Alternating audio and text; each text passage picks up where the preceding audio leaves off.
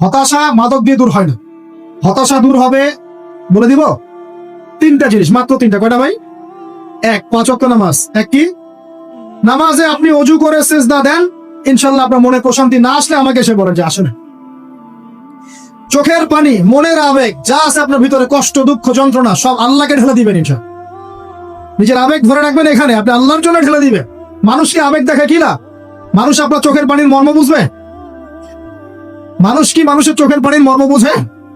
আপনার পিতা যদি মারা যায়, আমার কাছে এসে দোয়া চান, কান্নাকাটি করে, আমি দোয়া করতে পারবো, কিন্তু আমি কিন্তু আপনার ফিলিংসটা বুঝতে পারবো না। আপনার অনুভূতি কে বুঝতে পারবেন? আল্লাহ পাক আপনার ঘাড়ের রগের চেয়েও কাছে আছে। সুবহান সুবহান, আল্লাহ পাক ঘাড়ের রগের চেয়ে কাছে আছে। গতকালকে বাংলাদেশের একজন বরেণ্য আলেমের সাথে একটা কনফারেন্সে ছিলাম। উনি বলছিলেন যে এক ব্যক্তি, এটা শোনেন, এক ব্যক্তি খুব তার শখ যে তিনি সাহাবীদের মতো নামাজ পড়া শিখবেন। কথা বুঝতে পারছেন? সাহাবীদের মতো নামাজ শিখবেন। তো একজন বরেণ্য আলেমের কাছে এসেছেন, এসে বলছেন যে আমাকে সাহাবীদের মতো নামাজ শিখিয়ে দেন। তখন সেই আলেম আরেকজন আলেমের সন্ধান দিয়েছেন, যা তুমি তার কাছে যাও, তিনি শেখাবেন। তো সেই ব্যক্তি তো অবাক হয়েছেন, কারণ যাকে প্রশ্ন করেছিলেন তিনি অনেক বড় মুহাদ্দিস, আর যার কাছে পাঠানো হচ্ছে তিনি অত বড় মুহাদ্দিস নন, কিন্তু আবেদ, আমল করেন। তাকে গিয়ে বলছেন উনি আমাকে পাঠিয়েছেন সাহাবী বলা নামাজ শিখিয়ে দেন। তখন তিনি বলছেন ঠিক আছে, সুন্দর করে ওযু করে আসো, সুন্দর করে ওযু করে আসো। ওযু করার সময় খালি খেয়াল রাখবা যে আমি ওযু করছি শুধু আল্লাহর সন্তুষ্টির জন্য। কি খেয়াল রাখবেন? ওযু করছি শুধু আল্লাহকে রাজি খুশি করার জন্য ওযু করছে, আর কোনো উদ্দেশ্য নাই আমার। ওযু করতে যাচ্ছে, তিনি আবার বলছেন দাঁড়াও, শুধু আল্লাহকে রাজি খুশি করার জন্য ওযু করো। আবার শুরু করছেন, আবার বলছেন শোনো, শুধু আল্লাহকে রাজি খুশি করার জন্য ওযু করো। এভাবে বলতেই আছেন, নামাজে দাঁড়িয়ে আছেন, দাঁড়ানোর আগে বলছেন শোনো, শুধু আল্লাহকে রাজি খুশি করার জন্য নামাজ পড়ো। বলতেই আছেন। এক পর্যায়ে সে ব্যক্তি নামাজ শুরু করলো, নামাজে মনোযোগ এদিক ওদিকে যায়, আর তার মাথায় এটা আসে, এই শুধু আল্লাহকে রাজি খুশি করার জন্য আমাকে নামাজ পড়তে, শুধু আল্লাহকে রাজি খুশি করার জন্য নামাজ পড়তে হবে। এই চিন্তা তার মনের মধ্যে ঘুরপাক খাচ্ছে। এভাবে নামাজটা সে শেষ করেছে। শেষ করে চিন্তা করছে যে নামাজ তো পুরোপুরি মনোযোগ দিতে পারলাম না, বারবার মাথার মধ্যে এরকম চিন্তা আসছে, আল্লাহ আমাকে তুমি মাফ করে দাও, নামাজটা আমার মনে হলো না ঠিক মতো। তখন সে ফিরে এসে তার সে ওস্তাদকে বলছেন আমার তো নামাজ এরকম করে পড়লাম, কিন্তু শেষমেশ মনে হলো যে নামাজটা হয়তো কবুল হয় নাই, আল্লাহর কাছে খুব মাফ চাইলাম, আল্লাহ আমাকে মাফ করে দাও, নামাজটা মনে হলো না। তখন সেই যে প্রথম ব্যক্তি যিনি পাঠিয়েছেন তিনি বলছেন এটাই হলো সাহাবী বলা নামাজ। তারা আল্লাহকে রাজি খুশি করার জন্য নামাজ পড়তেন, নামাজ শেষ করে আল্লাহর কাছে ইস্তেগফার করতেন, আল্লাহ কিছুই হলো না, কিছুই হলো। আমার কথা কি বুঝতে পারছেন? অতএব আল্লাহকে রাজি খুশি করার জন্য আপনি আপনার আবেগ, আপনার ইবাদত সব ঢেলে দিবেন, অন্য কারো কাছে কিছু পাওয়ার আশা করবেন। আমাকে আল্লাহ পাঠিয়েছেন দুনিয়াতে নামাজ পড়তে, রোজা রাখতে, দিনের প্রচার করতে, দিনের জ্ঞান অর্জন করতে, এই তো। তা আমি একজন মেয়ের জন্য জীবন নষ্ট করে দিব কেন? আমি তাহলে আল্লাহর কাছে কি মুখ দেখাবো, আর নবীর কাছে কি মুখ দেখাবো? ওখানে গিয়ে বলবো আল্লাহ আমি আমার অমুক প্রেমিকার জন্য আশেক হয়ে একদম জীবন দিয়ে দিয়েছি, আত্মহত্যা করেছি? গেছে ভাই, যাইতে দেন। যে ব্যক্তি আপনার অবস্থানকে মূল্যায়ন করে নাই, সে আপনার যোগ্য ছিল না। এখন আপনি কি করবেন? নিজের অবস্থান উন্নত করেন, আপনার পিছনে লাইন ধরে ঘুরবে ইনশাআল্লাহ। এটাই বাস্তবতা। দুনিয়া খুব খারাপ জিনিস। মানুষ মানুষের অবস্থানকে মূল্যায়ন করে, মানুষ মানুষের অবস্থানকে মূল্যায়ন করে, কিন্তু আল্লাহ রাব্বুল আলামিন আপনাকে সর্বাবস্থায় ভালোবাসেন। আলহামদুলিল্লাহ। এই যে আমরা এখন অনেক পাপ করছি না, আল্লাহ কি আমাদেরকে আযাব দিয়ে ধ্বংস করে দিয়েছেন? আল্লাহ পাক এখনো আমাদেরকে ভালোবাসেন, রহম করেন, অপেক্ষায় আল্লাহ পাক অপেক্ষা করছেন কখন তওবা করবে, আমি তওবা কবুল করব। এই কখন আমার বান্দা খালি একবার বলে আস্তাগফিরুল্লাহ, আল্লাহ পাক সাথে সাথে মাফ করে দেবেন। সেই আল্লাহকে ভুলে আপনি কার পিছনে ছুটছেন? আমরা কিন্তু নিয়াত করতে পারি ভাই যে আমরা যারা ওয়াজ শুনলাম জীবনে কোনোদিন সিগারেটে হাত দিব না ইনশাআল্লাহ। রাজি আছি ভাই? অন্য বড় বড় জিনিস তো বহুত দূরের কথা। আচ্ছা, অনেকে রাজি হয় নাই কেন? আপনারা কি অলরেডি আসক্ত? আমি অনেক ভাইকে দেখেছি মাশাআল্লাহ ইফতার খুলেই একদম বেনসন টানা শুরু করে। হ্যাঁ, এটা যে হারাম আপনাদের কেউ ওয়াজ করে শোনায় নাই? এটাকে কি মনে করেন আপনারা, হারাম না হালাল? কেউ বলেছে মাকরু, নাকি মাকরু ফতোয়া দিয়েছে? মাকরু শব্দের অর্থ জানেন আপনি? মাকরু শব্দের অর্থ কি? একটু শোনেন, সূরা বনী ইসরাইল খুলবেন। কোন সূরা? সূরা বনী ইসরাইল। আল্লাহ পাক বলছেন আমি বনু ইসরাইলকে এই কাজগুলো করতে নিষেধ করেছেন। কোন কোন কাজ? জেনা করো না, জেনার ধার কাছে যেও না, এতিমের মাল আত্মসাৎ করো না, শিরিক করো না, ইত্যাদি। যারা আলেম আছেন তারা আমার কথা বুঝবেন। এই কাজগুলোর পরে আল্লাহ পাক বলছেন যে এই প্রত্যেকটা কাজ আল্লাহর কাছে মাকরুহ, অপছন্দের। কিসের? অপছন্দ। আর এটাকে আপনি সহজ মনে করছেন? নিয়াত করি আল্লাহ পাকের সন্তুষ্টির জন্য আমরা কোনোদিনও মাদকের সাথে সম্পৃক্ত হব না ইনশাআল্লাহ। আর বিশ্বাস করেন, শুধুমাত্র মাদকদ্রব্য নিয়ন্ত্রণ অধিদপ্তর এই আইন কানুন এগুলো দিয়ে, জরিমানা দিয়ে মানুষকে মাদক ছাড়ানো যাচ্ছে না, যাবে না। কেন যাবে না এটা আপনারা খুব ভালো করেই জানেন, আমি বলতে চাচ্ছি না। অনেক সময় মাদক বিরোধী কনসার্ট করে মানুষ, মাদক বিরোধী কনসার্টে ওঠার আগে এক বোতল ডাইল খেয়ে আসে। এগুলো কি বাস্তব কথা বলছি না অবাস্তব কথা বলছি? আমাদের যুবক ভাইরা কোশ্চিন কালেও মাদকের ধার কাছে যাবেন না ইনশাআল্লাহ। একটা হাদিস খালি মনে রাখেন, একটা, এই হাদিসটা মনে রাখেন। নবী সাল্লাল্লাহু আলাইহি ওয়াসাল্লাম বলেছেন, কেউ যদি মাদকদ্রব্য সেবন করে তার 40 দিনের নামাজ কবুল হবে। সিগারেট একটা খেয়েছি, 40 দিন নামাজ নাই। এরপর যদি সে তওবা করে আল্লাহ মাফ করে দিবে। আবার যদি মাদক খায় আবার 40 দিন কবুল হবে। যদি আবার তওবা করে আল্লাহ মাফ করে দিবে। আবারও যদি খায় আবারও 40 দিন কবুল হবে না, আবারও তওবা করলে আল্লাহ আবার মাফ করে দিবে। চতুর্থবার সে যদি মাদক খায়, আল্লাহ রাসূল সাল্লাল্লাহু আলাইহি ওয়াসাল্লাম বলছেন, আল্লাহ পাক কিয়ামতের মাঠে তাকে তিনাতুল খাবাল পান করাবেন। কি পান করাবেন? তিনাতুল খাবাল। সাহাবীরা বললেন, ইয়া রাসূলুল্লাহ, এটা কি তিনাতুল খাবাল? কি? নবী সাল্লাল্লাহু আলাইহি ওয়াসাল্লাম বলছেন, এটা হচ্ছে জাহান্নামীদেরকে আযাব দেওয়ার পর তাদের রক্ত মাংসের যে পুঁজ বের হবে, এই যে ড্রিঙ্কস, জাহান্নামের এই হার্ড ড্রিঙ্কস, এই ড্রিঙ্কস এর নাম হলো তিনাতুল খাবাল। আল্লাহ পাক আমাদের সবাইকে মাদক থেকে বাঁচিয়ে রাখুন। তখন হচ্ছে কোরআন তেলাওয়াত। যে ব্যক্তি কোরআন তেলাওয়াত করতে পারে নিয়মিত, তার মনের মধ্যে এই হতাশা, এই ভীরুতা, এই কাপুরুষতা কিচ্ছু আসবে না ইনশাআল্লাহ। আমি গ্যারান্টি দিচ্ছি আপনাকে, হতাশা আসবেই না আপনার মনে যদি আপনি কোরআন বুঝতে পারেন।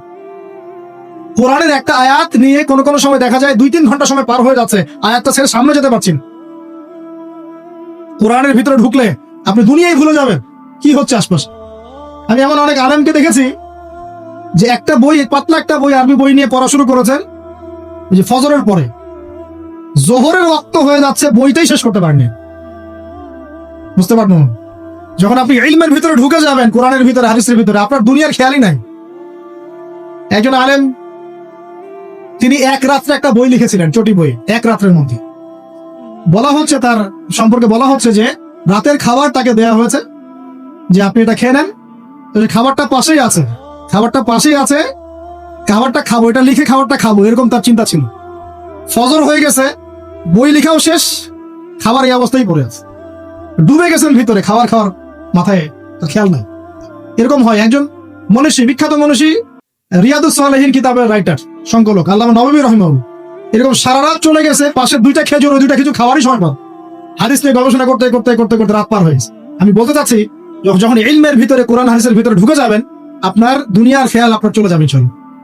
এই টেনশন, হতাশা, এই সেই বাদ, তখনই আল্লাহ পাক আপনাকে তার পক্ষ থেকে রহমত দিবেন, বরকত দিবেন। আল্লাহ আপনার দুনিয়ার কাজগুলো করে দিবেন ইনশাআল্লাহ।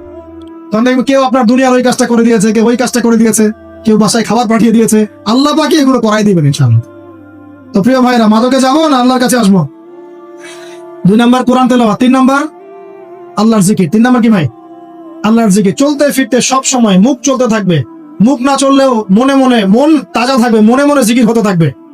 মনে মনে জিকির করতে পারেন?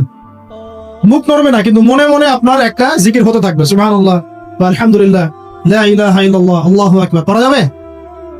পারে। মানুষের মন কখনো চুপ করে থাকে না, কিন্তু মানুষের মন অলওয়েজ কিছু না কিছু চিন্তা করতে থাকে না, যতক্ষণ না ঘুমায় মানুষ।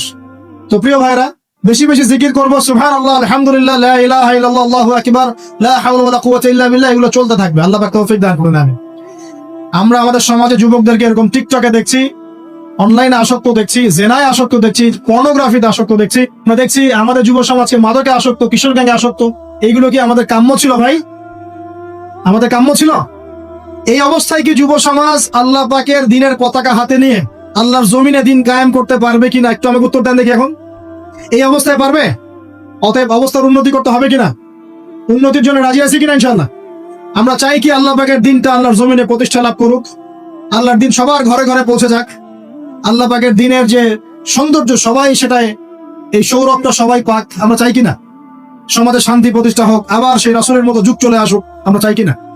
অতএব আমাদের সবাইকে যৌবনের এই প্রলোভনগুলো থেকে বেরিয়ে এসে আল্লাহ পাকের ইবাদতে আত্মনিয়োগ করতে হবে। আল্লাহ পাক আমাদের সবাইকে তৌফিক দান করুন, বলি আমিন। আমাদের সবাইকে আল্লাহ রাব্বুল আলামিন কোরআন এবং হাদিসের গভীর জ্ঞান অর্জন করার তৌফিক দান করুন, বেশি থেকে বেশি ইবাদত করার তৌফিক দান করুন। আল্লাহ পাক সবাইকে হারাম সমস্ত রিজিক থেকে বাঁচিয়ে রাখুন, জেনা, ব্যভিচার এবং নারীর ফিতনা, মাদক থেকে আল্লাহ বাঁচিয়ে রাখুন। আল্লাহ পাক আমাদের সবাইকে হালাল রিজিক, হালাল সম্পর্ক যথেষ্ট করে দিন।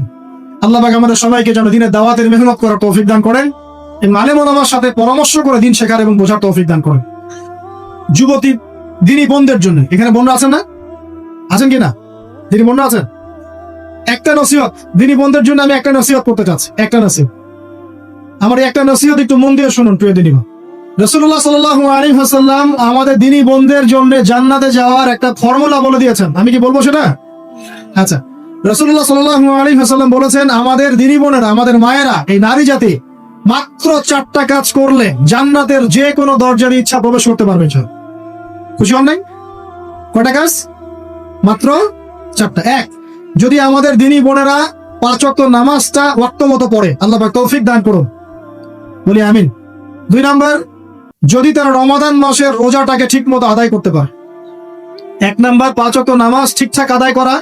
2 নাম্বার রমজান মাসের সওম রাখা। 3 নাম্বার তাদের লজ্জাস্থানের হেফাজত করা, মানে শরঈ পর্দা মেইনটেইন করা, শরঈ পর্দা মেইনটেইন করা। এবং আমি বলে দেই, চেহারাটা আপনাদের পর্দার অন্তর্ভুক্ত। এটা নিয়ে অনেক বাকবিতণ্ডা হয় না সমাজে, চেহারা দেখানো যাবে কি যাবে না ইত্যাদি। চেহারা আপনার পর্দার অন্তর্ভুক্ত বিষয়, ফুল স্টপ। এর উপরে ফতোয়া অনেকভাবে দিচ্ছে, কিন্তু বরেণ্য উলামায়ে কেরামের কিতাবগুলো ঘাটাঘাটি করেন, তাদের ফতোয়া হচ্ছে চেহারা আপনার পর্দার অন্তর্ভুক্ত বিষয়, চেহারা ঢেকে রাখবেন, আল্লাহ পাক তৌফিক দান করুন। চোখ থাকবে খোলা, ঠিক আছে।